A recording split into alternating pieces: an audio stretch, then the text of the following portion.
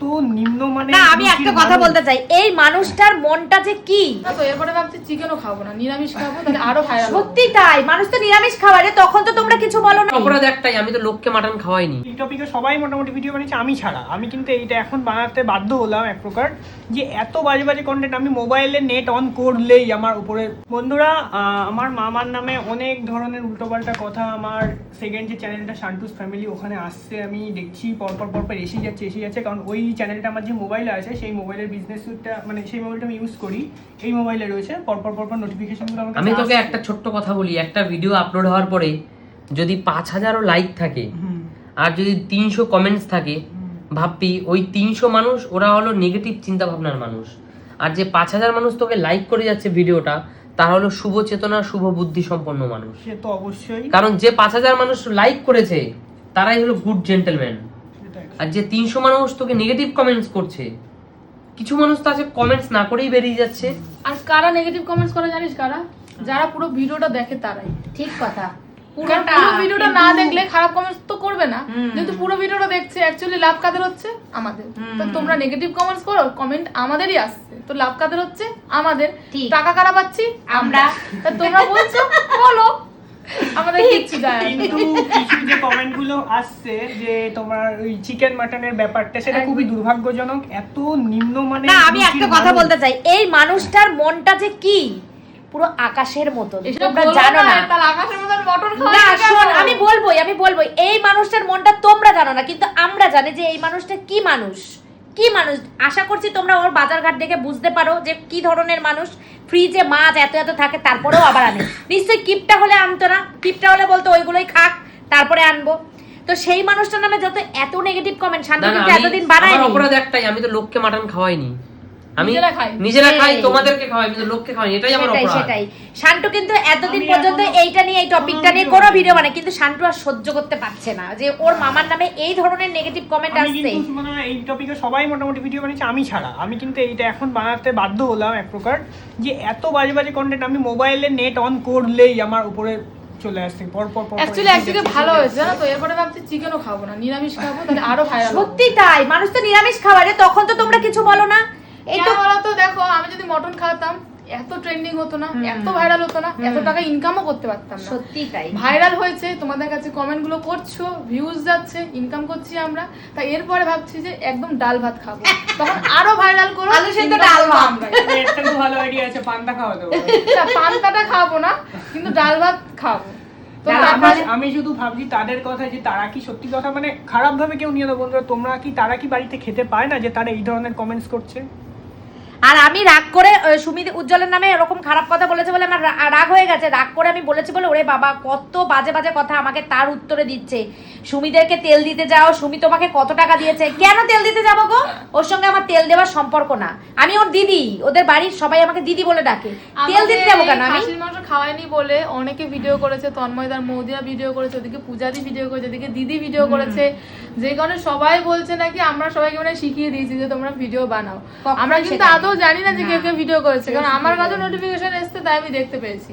তো তোমরা হয়তো ভাবছো আমরা মানে আমাদের দালাল হয়ে তাদেরকে বলেছি যে তোমরা। আমি বলতে পারি এই জিনিসটা কিন্তু স্প্রেড করেছে মামি, কারণ আমি যেদিনকে রাতের বেলা তোমাদের বাড়ি থেকে অনুষ্ঠান মানে বাড়ি গেছি, সেদিন থেকে কিন্তু আশাটা অলরেডি শুরু হয়ে গেছে।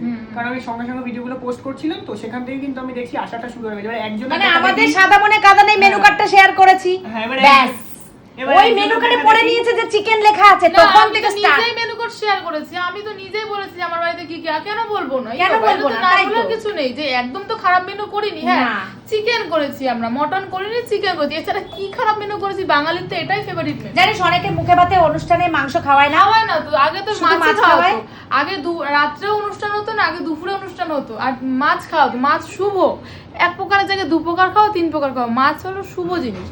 আমরা করেছি যে মাছও থাকুক মাংসও থাকুক, যাতে সবাই মাংস খায়, সেই কারণে আমরা চিকেন করেছি, যে মটন আমরা করিনি। এমন চিন্তা ভাবনা নিয়ে করিনি যে মটন মানে করবো না, টাকা খরচ হবে বেশি, মানে এইসবের জন্য কিন্তু আমরা একটা বড় ভাবিনি যে এইসব কথা, যে তোমরা যত রকম কথা বলছো এখন। এবং আমি একটা কথা আমার যতদূর মনে হয়, যে অনেকে বলছে বিরিয়ানি, মামা যে মেনু বা আইটেম করেছে, আমার মনে হয় যদি শুধু নর্মাল বিরিয়ানি করতো তার থেকে অনেক কম খরচায় হতো। অবশ্যই তাই মামা। আর খরচা কি মামা, বিশ্বাস কর আমি মেনু কার্ড করার সময় বা কি কি খাবার মানুষকে খাওয়াবো, এইটা যখন কেটারারকে অর্ডার করলাম তখন আমি একবারও এইসব ভেবে করিনি। এই আবার বলবে মা ছেলে দুজনে তেল দিতে এসছে। এই সুমিদের বাড়িতে গিয়ে দুজনে আবার ক্যামেরা অন করে বসেছে সুমিদেরকে বাড়ে তোলার জন্য। সুমিরা বলেছে কত টাকা দিয়েছে, কি করেছে, এই সমস্ত আজে বাজে। তোমরা এরকম কমেন্ট করো না বন্ধুরা। টাকা দিয়ে কিনে রেখেছি, ভিডিও করতে হবে তোকে কিন্তু বলে একটা দিলাম। বাচ্চা শিশু, তার একটা জীবনে প্রথম সে ভাত খেলো, তার অনুষ্ঠানে তোমরা ছাড় দিতে পারতে। তোমরা এত খারাপ খারাপ কমেন্ট করছো, আমরা নিতে পারছি না। তোমরা পারতে, তোমরা দুহাত ভরে আশীর্বাদ করতে, সেটা না করে কি খাওয়ালো, কোথায় ভুল আছে, কোন জায়গাটা ত্রুটি আছে সেগুলো সেইটা। ধরবে। তোমাদের ওদের জীবন অন্ধকারে ভরা। সত্যি কথা, একদম সত্যি কথা। তোমাদের যারা এই জীবনে কমেন্টস গুলো positive করছে জিনিস নেই। ওদের জীবন অন্ধকারে ভরা, প্রত্যেক পদে পদে বিপদ ওদের। অ্যাকচুয়ালি কি বলতো, তোমরা আনন্দ করতে ভালোবাসো না, আনন্দ করতে জানো না, আর আনন্দ জিনিস পাও না জীবনে, যেই কারণে তোমরা মানে কি বল ফ্রাস্ট্রেশনে ভুগছো। আর সেই ফ্রাস্ট্রেশনের কারণে ওরা কোনো ভালো জিনিস চোখে দেখতে পায় না, ওরা Negativity সব ছড়াচ্ছে। সামনের সবকিছুকে অশুভ যারা দেখে। ভালো কিছু করছে, যারা আনন্দ করছে, সেগুলো তোমরা সহ্য করতে পারছো না। সেই সব কারণে হয়তো এইসব কমেন্টস গুলো যারা করছো তাদের উদ্দেশ্যে বলা। আমরাও খারাপ কথা তোমাদের বলতে চাই না, কিন্তু তোমরা বাধ্য করো আমাদের এইসব কথা বলতে। কেন বলবো? যারা ভালোবাসে তাদের তো বলি না আমরা। যারা দুটো মানুষ রাস্তায় বেরোয়, যারা দেখা করে আমাদের সাথে, যত বলে যে তোমাদেরকে খুব ভালো লাগে, এটা কত ভালো লাগে বলো তো আমাদের শুনতে। আমাদেরও ভালো লাগে যে না, আমাদের এতগুলো মানুষ ভালোবাসে। কিন্তু তোমরা যে খারাপ কথাগুলো বলো, কি ভেবে বলো আমি সত্যিই জানি না।